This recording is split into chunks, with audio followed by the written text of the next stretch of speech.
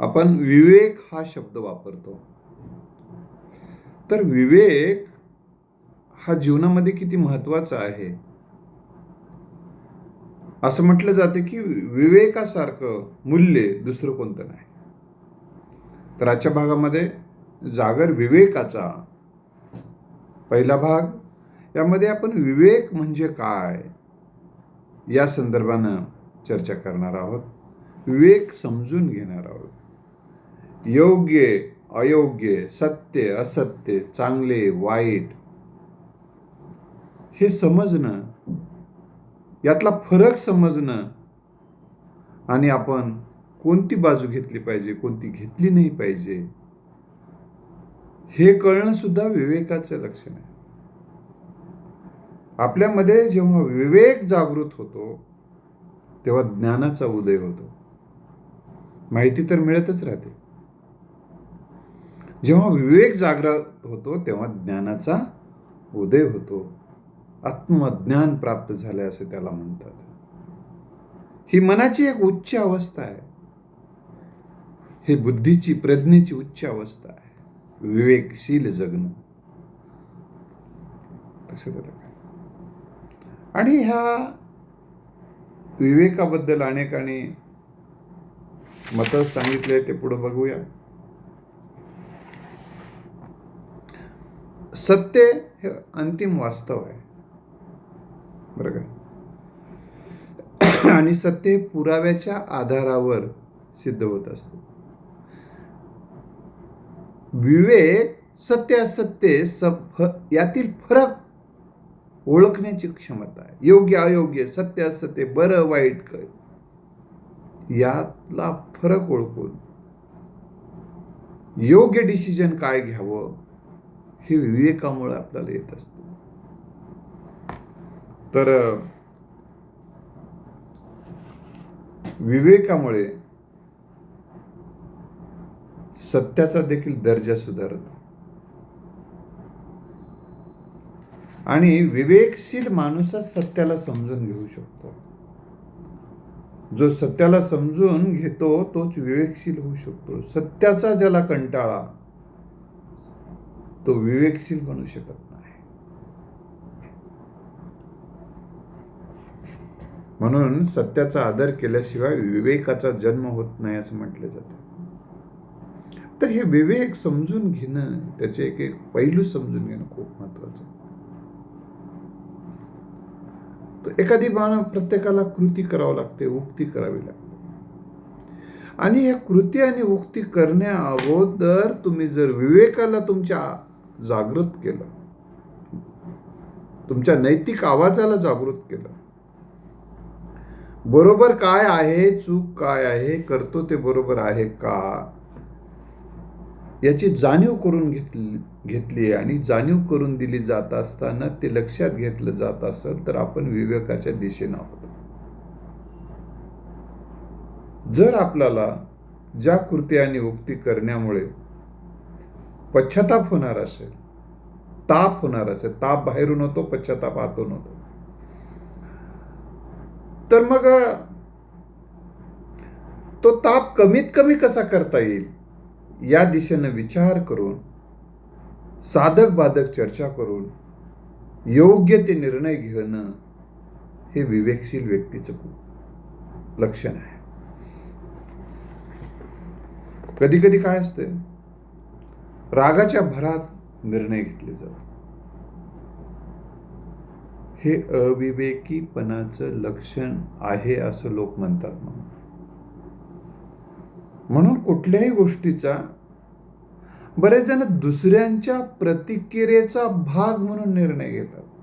अरे त्याच्या मनाची स्थिती काय आहे, त्याच्या संस्काराची स्थिती काय आहे, तो ज्या वातावरणामध्ये आहे त्या वातावरणाचे त्याला जे काही फिडिंग मुक्त आहे त्याचा तो परिणाम असतो. मग तू चांगल्या स्थितीत आहेस, चांगल्या संस्कारात आहेस,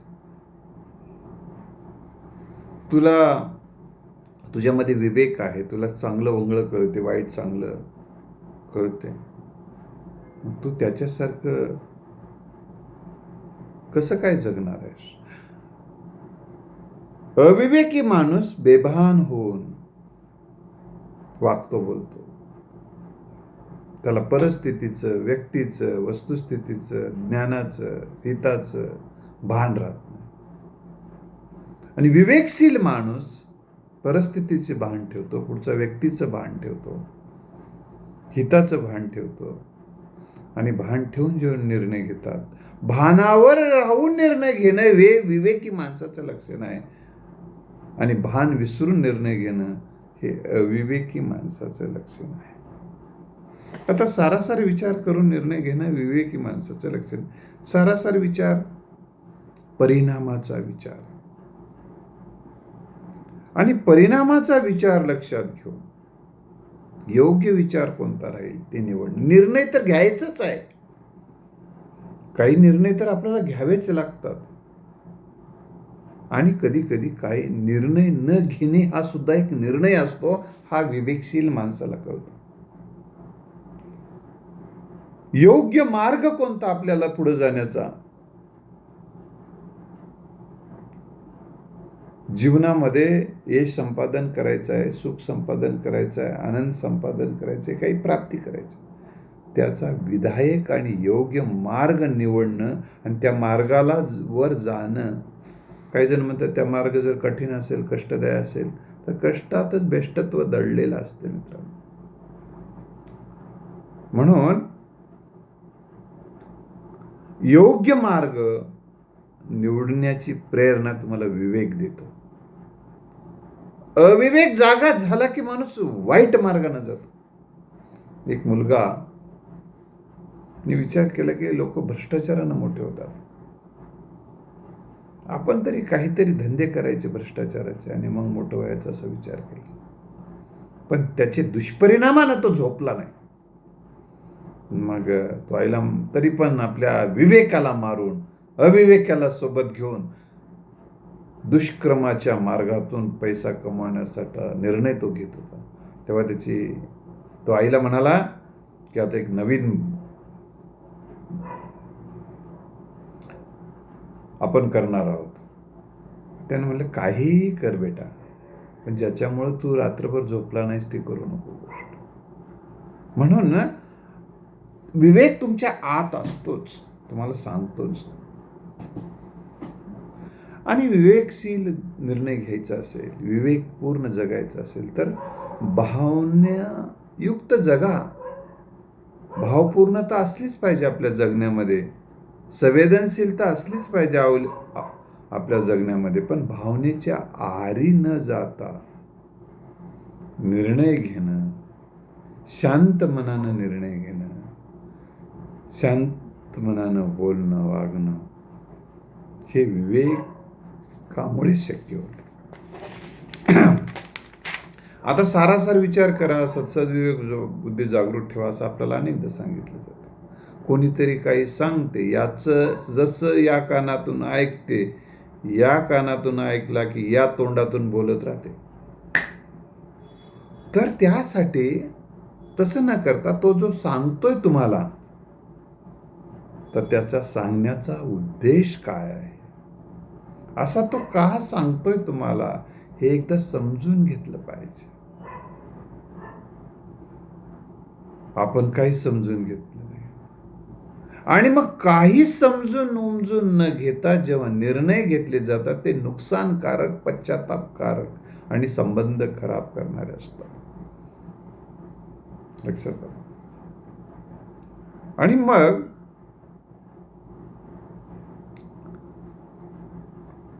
आपण कोणाचं ऐकून घे, ऐकावे जनाचे, करावे मनाचे, हा विवेकशील विचार आहे. मनाचे ऐकावे म्हणजे मन मानेल तसं जगावं असा त्याचा अर्थ नाही. जगाचं ऐकून घ्यावं, त्याच्यावर चिंतन करावं, मनन करावं, इतरांकडून मार्गदर्शन घ्यावं. मग मन काय म्हणते हे सगळं बघून संस्कार झाल्यानं संस्कारित मनाने घेतलेला निर्णय हा विवेकशील निर्णय असतो. हंस जसा पाणी आणि दूध वेगळं करतो,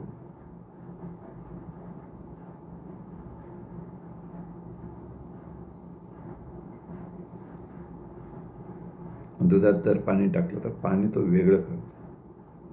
तसं आपल्याला सत्य म्हणून काही असत्य आपल्या समोर येत असते. काही खोटेच पुरावे गोळा करतात.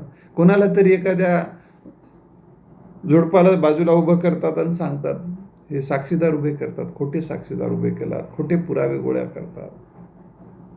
आणि तुम्ही घाईत असताना तुमच्या समोर काहीतरी आणून दाखवलं जातं,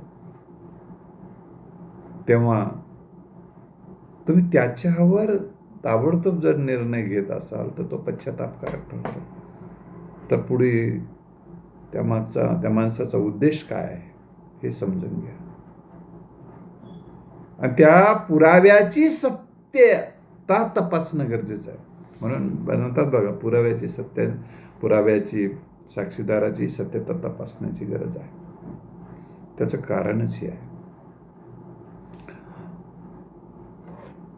आणि मग माणूस एकदा का अशा पद्धतीने विवेकशील निर्णय घ्यायला लागला, त्याची अंमलबजावणी करायला लागला, की तो काय करतो, योग्य त्याचा स्वीकार करतो आणि वाईटाचा त्याग करतो.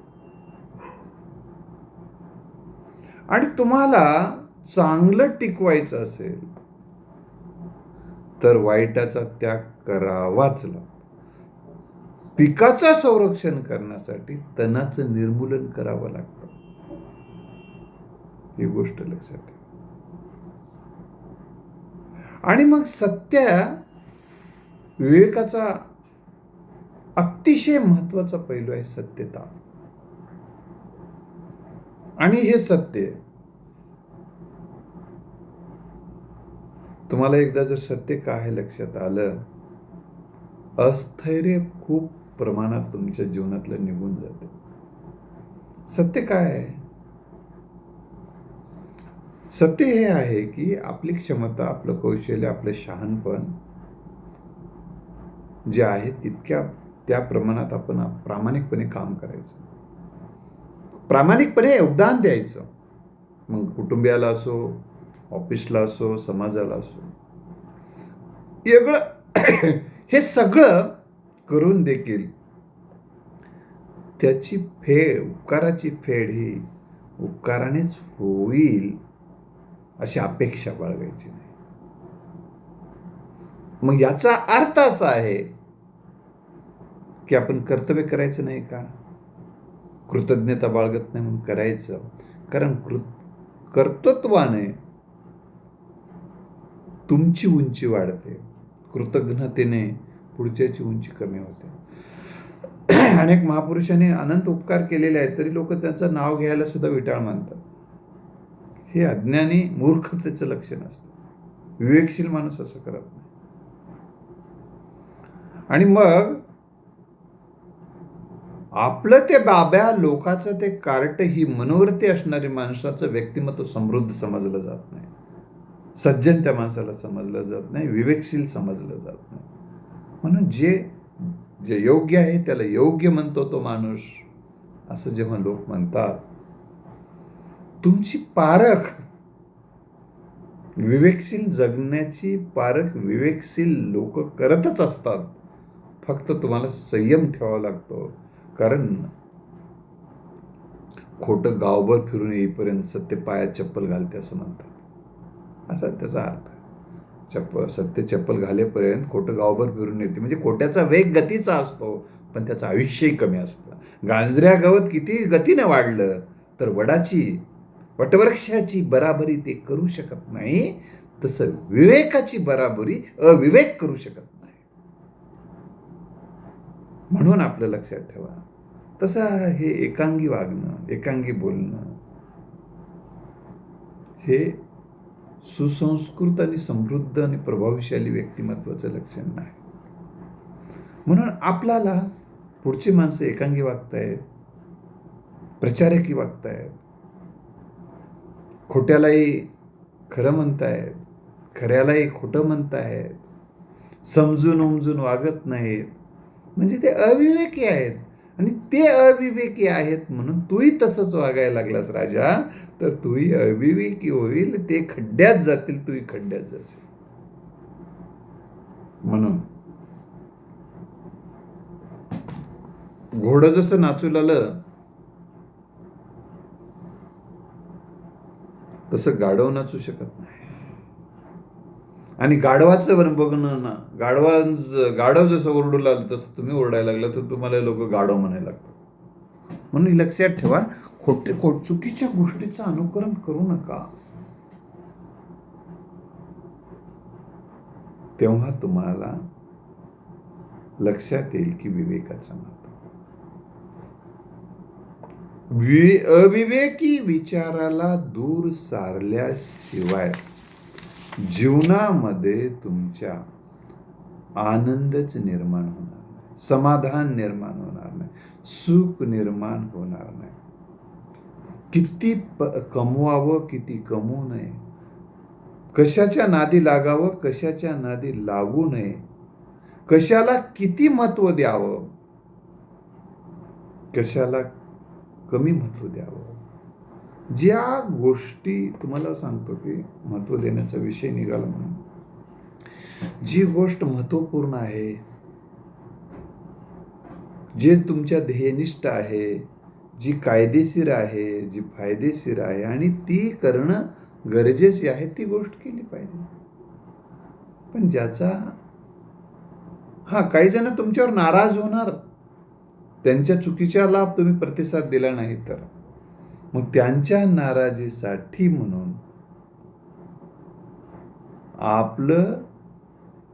आपला विवेक गमावून बसायचा नाही. ठीक आहे, ते आज रागवतात, उद्या त्याला रागवायलाही उशीर नाही आणि खुश व्हायलाही उशीर नसते. उतळ पाण्याला खळखळाट फार असतो. त्यामुळं असं ते बेभान झाले म्हणून तुम्ही बेभान होऊ नका, ही गोष्ट लक्षात ठेवा.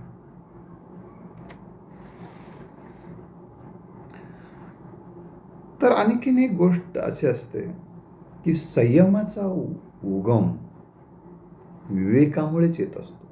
विवेक जर आपल्यातला संपला, योग्य अयोग्य याचा निर्णय घेऊनच वागणं बोलण्याचे जर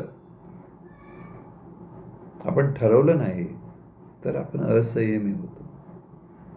मग कुठल्याही ना ताण लागली म्हणून दारू प्यायचं. लक्षात आलं तर नाही. तर काही गोष्टी सहनशीलता, संयम, जीवनात सहनशील राहावं लागतं. नाही मजानं सहन होत नाही माय, आणि किंवा तिला सांगणारी पण सांगते काही सहन करू नको माय, काही करू नको, झोपेचं सहन घे, काही काम सांगलं की डोसकं दुखायलंय म्हणून झोपून राह. अरे हे असंच सांगून तुम्ही विनाशाच्या दिशेने नेत आहात. कष्टाशिवाय आयुष्य बेस्ट होत नाही. तुम्ही जर आता आपण हे लक्षात ठेवलं पाहिजे, सेवा हे मूल्य आहे आणि सेवेने सामर्थ्य प्राप्त होते. जी माणसं मोठी झाली त्यांनी आपल्या विचाराच्या माध्यमातून सेवा केली, आपल्याकडे असणाऱ्या धनाच्या माध्यमातून सेवा केली, आपल्या वेळेच्या माध्यमातून सेवा केली, विचाराची आयुष्यभर पेरणी करून या जगाची सेवा केली, म्हणून त्यांचं नाव आजही घेतलं जाते. तथागत गौतम बुद्ध 40 वर्ष पायी फिरून ज्ञानदानाचं काम केले म्हणून त्यांचं आज एवढं वैभव आहे असं सांगितलं जातं. ते खरं आहे. लक्षात, सेवा हे मूल्य आहे, पटलंय. पण सेवा हे मूल्य सर्वत्रच उपयोगाचं असू शकते. केवळ आश्रमात जाऊन सेवा करणे आणि घरी आले की सेवा घेणे हे काही सेवा मूल्यांचा संस्कार झालाय आपल्यावर असं त्याचा अर्थ होत नाही. म्हणून कोणाच्याच उपयोगाला येऊ नये असं जर तुम्ही सांगत असाल तर तुम्ही तुमच्या लेकराचं व्यक्तिमत्व खुजं करून टाकाल. राष्ट्रमाता जिजाऊनं जर सांगितलं असतं शिवबांना, शंभूराजांना की बापू आपलं बघावं माय, कोणाचं कोणी नवं, कोणासाठी का झिजावं उग, असं जर सांगून ठेवलं असलं तरी 2 छत्रपती मिळाले असते का? नाही मिळाले असते. जिजाऊने संस्कार केले. शहाजीराजे भोसले यांना माहीत नव्हतं काय संकट असतात युद्धामध्ये आणि आपलं लेकरू त्याच्यासाठी आपण तयार करत आहोत. हे सगळं होतं कारण कोणा त्याग केल्याशिवाय महती आणि तर प्राप्त होतच नाही, पण लोकांचं जगणं देखील सुखकर होत नाही. तुका म्हणे तोची संत सोशी जनाच्या आघात.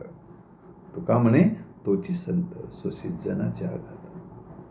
जे का रंजले गांजले त्यासी म्हणे जो आपुले, तोची साधू ओळखावा देव तेथेची जाणावा. हा जो विचार आहे विवेकशील विचार. म्हणून मंत्र काही चांगलं करण्यासाठी तुम्हाला वेदना सहन करावे लागतात. हा विवेकाचा विचार आहे. काहीच मला मजेच मिरवणूक काढा म्हणलं, आयुष्य इतरासाठी झिजवावं लागतं, तेव्हा कोणीतरी तुमचं दखल घेते आणि दखल घेतलीच जाते. हा विवेकशील विचार आहे, लक्षात ठेवा. म्हणून विवेकशील विचाराने काय होतं, जेव्हा माणूस तर्कसंगत बोलायला लागतो तेव्हा संवाद होतो आणि वाद कमी होतो.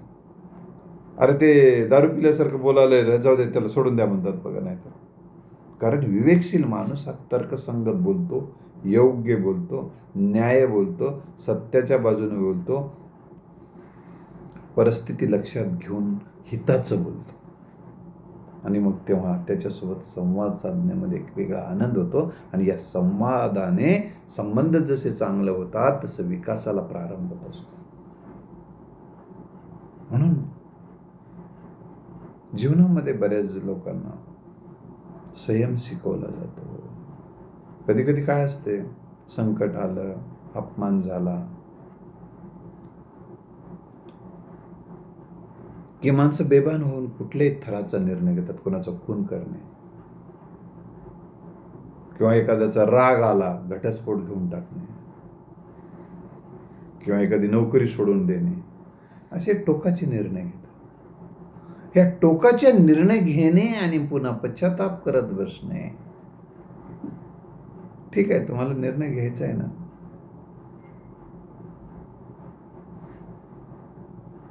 तर तुम्ही शांततेने घ्या ना. दारू पिऊन निर्णय घेतात काही जण. एका कर्मचाऱ्याने मला सांगितलं,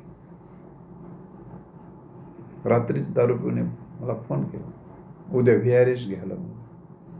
मग ठीक आहे, मग घरी तेव्हा प्रभारी प्राचार्य होतो. ठीक आहे भाऊ म्हणतात, घेऊन टाका आज दे अर्ज. नाही नाही, रात्री उगं बोललं म्हणजे सांगायचा हेतू हा आहे की असे अविवेकी निर्णय तुम्हाला तुमच्या नजरेत पाडून टाकतो. म्हणून जीवनामध्ये वार होतील तुमच्यावर, पण तुमचे मन वार करणार नाही असे निर्णय घेणं विवेकशील निर्णय असतात. तुम्ही चांगले निर्णय घेताना, चांगले कामं करताना, तुमचं वैभव वाढत असताना, तुमची प्रसिद्धी वाढत असताना शत्रू तयार होतात. न देखवणारी माणसं तयार होतात, कारण त्यांच्या व्यक्तिमत्वाची उंची कमी असल्यामुळे तुमची उंची कमीच राहावी असे त्यांची धारणा असते. आणि मग अशा वेळी ते कटकारस्थान करत असतात.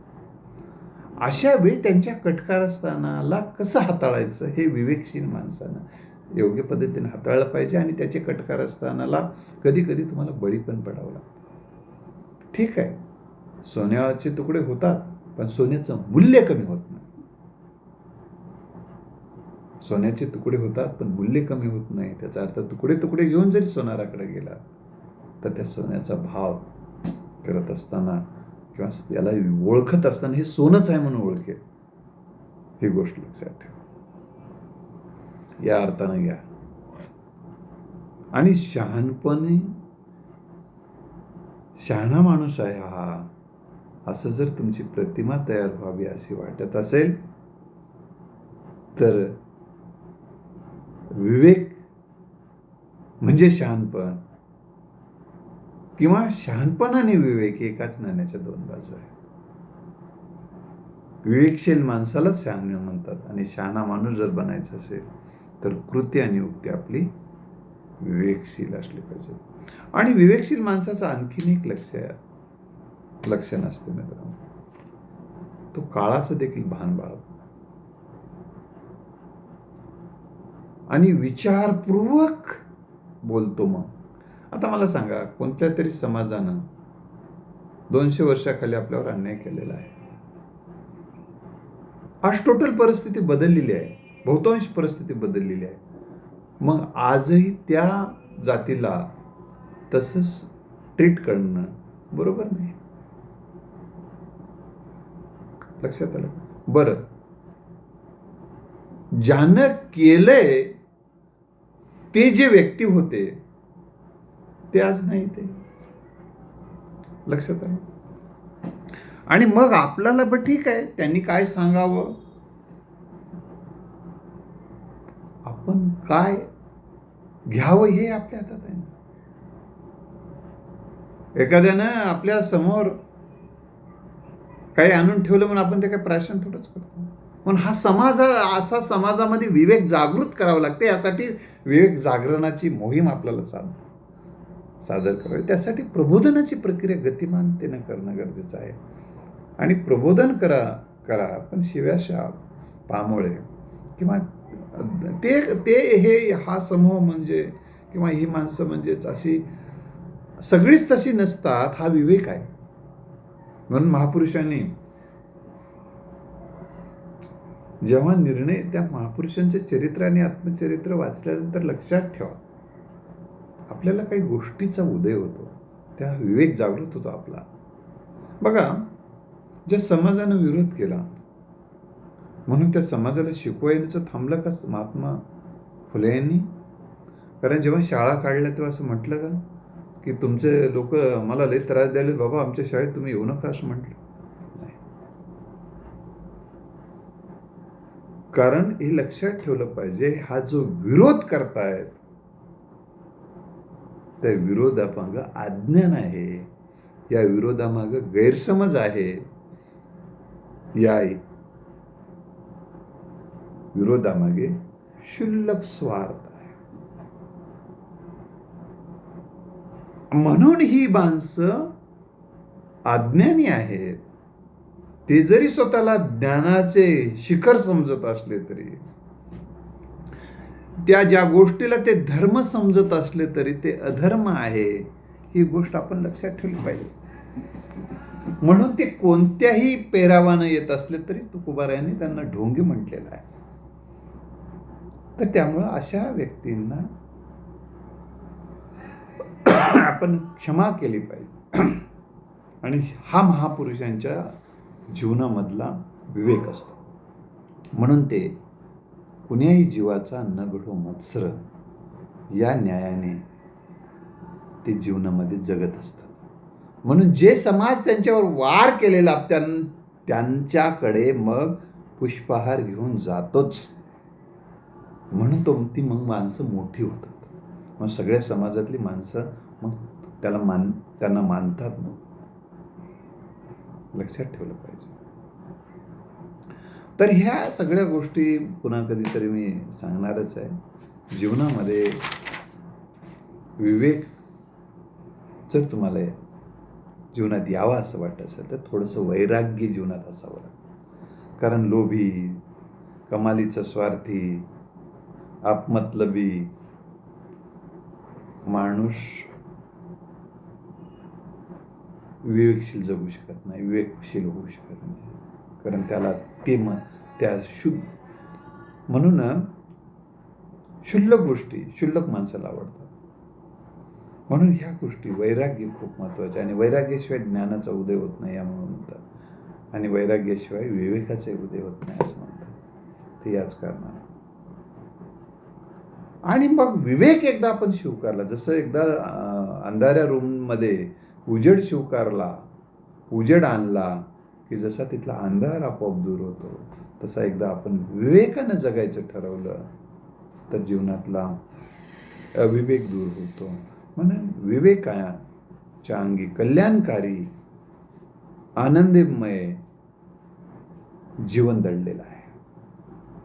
म्हणून सामाजिक मूल्ये, मानवी मूल्ये, व्यक्तिमत्व विकास हे सगळं साध्य करून घ्यायचं असेल तर जीवनातला नित्य आनंद निर्माण करायचा असेल तर विवेक हा अतिशय महत्त्वाचा घटक आहे.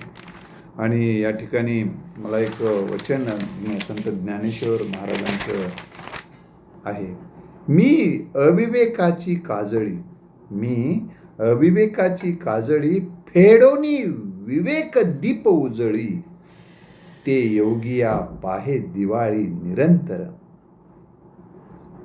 तर मी काय करणार आहे, संत ज्ञानेश्वर महाराज म्हणतात की जसं त्यांनी मला आनंद, या तिन्ही लोकांमध्ये मला आनंद भरायचा आहे असं जसं सांगितलं, म्हणजे त्याचा अर्थ शब्दशः घेऊन, तिन्ही लोक कुठे, पाताळात लोक आहात का, वर लोक आहात का, जमिनीवर आहेत पण वगैरे, असं याच्यात आता आपल्याला पडायचं नाही.